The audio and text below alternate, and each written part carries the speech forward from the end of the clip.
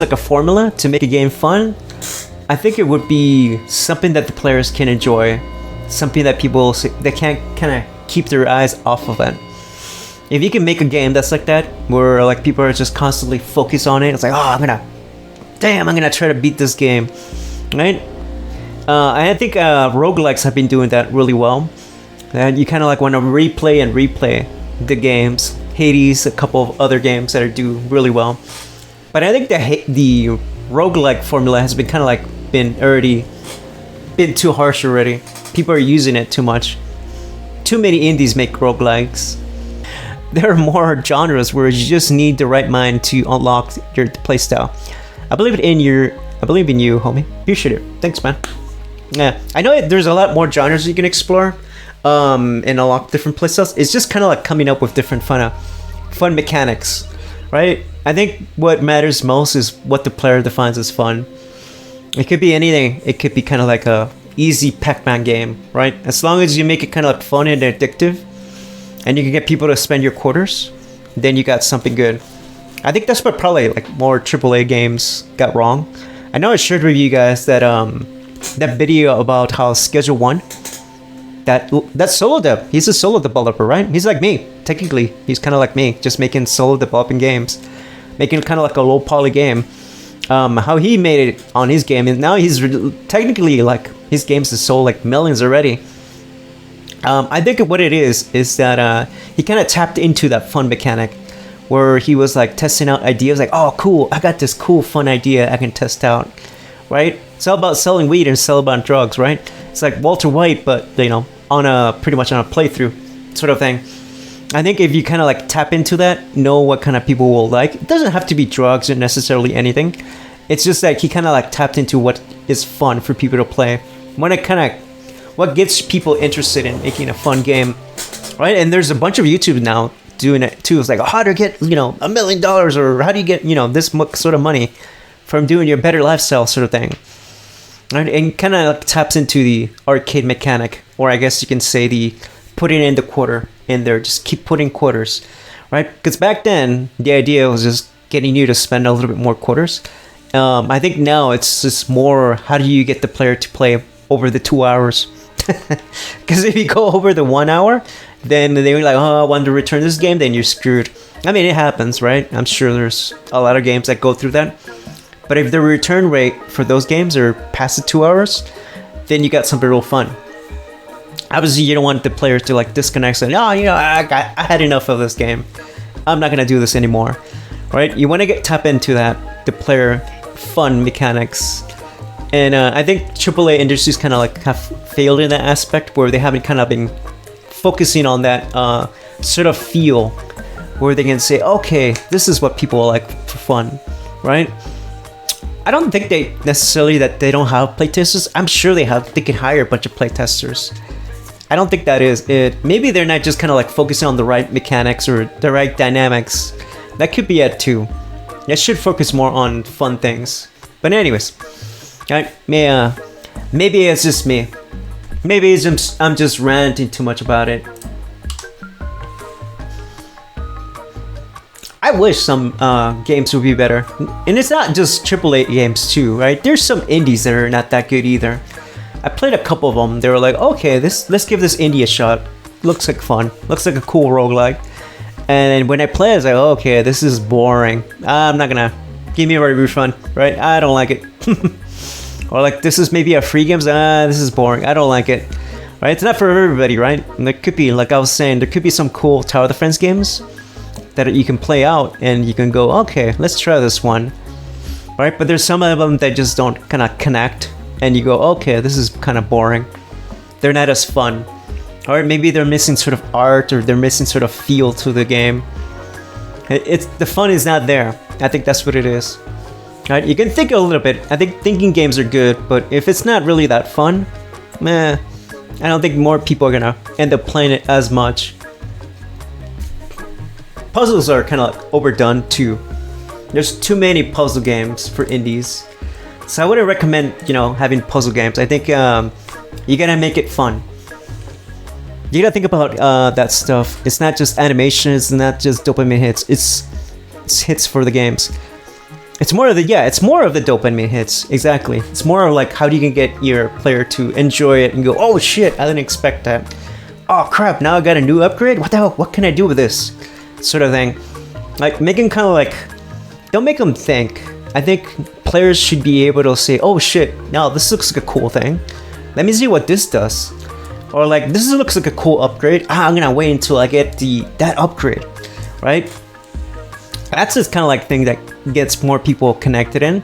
Obviously, also why gacha games will do really well, because they tease you. They do a little bit of tease, like, hey, by the way, if you have $9.99, you can get this little, upgrade that does this cool thing and it'll wipe out all enemies, and it does this cool animation. All right, it's a dopamine hits. It's kind of a little bit like a drug.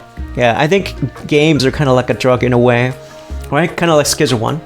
Where the more hits you get, the more dopamine hits you get, the better the game is, right? You go, oh shoot, I want to keep playing this game for hours. Yeah. And then once you get them hooked, then that's it, right? Once you pass it 2 hours, you don't care.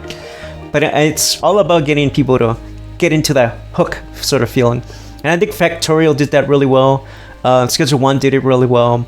I think Shovel Knight, those sort of indies games, did really well. Good job at it.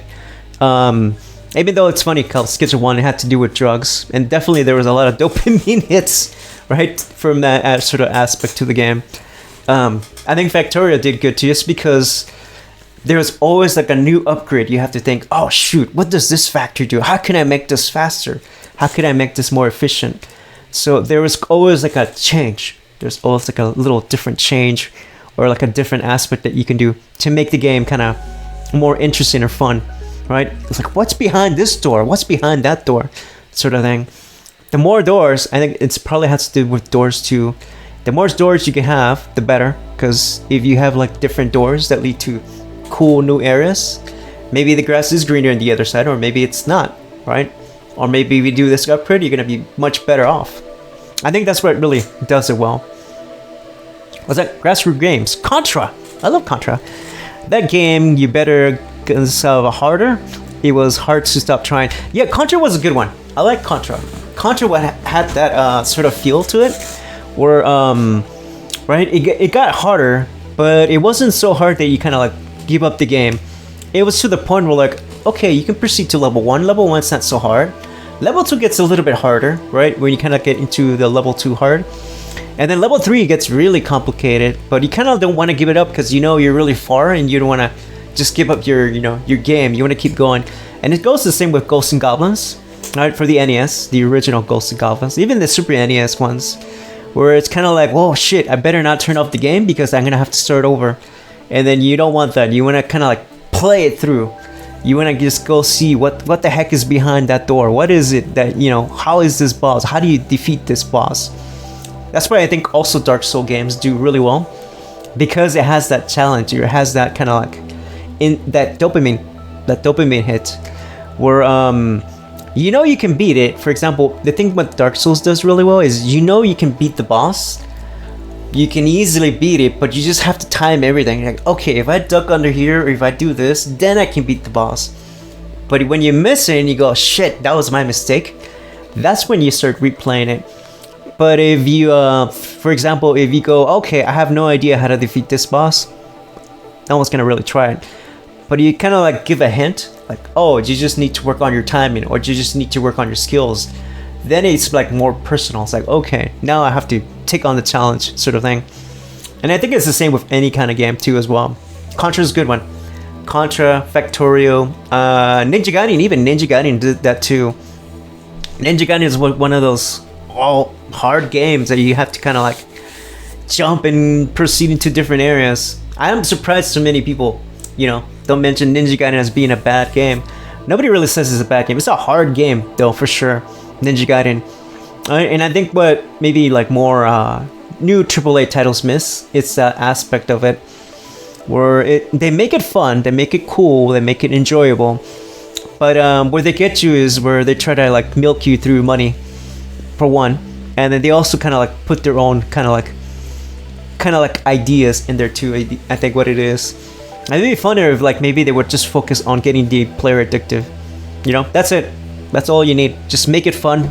Keep adding bosses. right? And then make it more interesting. That's all you need to do. I'm not a Souls player, but Elden Ring was an amazing game, especially if you nerded out on the lore. Yeah, especially if you nerded out. It had story, right? There was one game where it just started off just kind of like a simple, kind of like a area where you had to kind of like defeat monsters and proceed to the next level. But later on, it started getting lore, started getting into stories, that sort of thing, just to get people more addicted to the game, more fun. Like, yeah, I think that's really important. Yeah, Elder Scrolls is really good. Yeah, Elden Ring. Yeah, not Elder Scrolls. Elden Ring. Alright, the Dark Souls genre. That was a good genre. I like Dark Souls 3, and I like Dark Souls 2. Those games are fun. I like playing those games, and even though it was super, super hard, I couldn't stop playing it because when I would get to the boss, I knew how to beat the boss. It's just I couldn't time it on time. Like I knew, okay, if I roll here, then I can do it on time. Just that my timing and my skills weren't that good. But once I mastered that, then okay, I know how to do this. Easy. Go here, roll here, then hit, and then duck under. Alright, and I think that's what, players enjoy about those sort of games. Am I right or am I wrong? What do you guys think?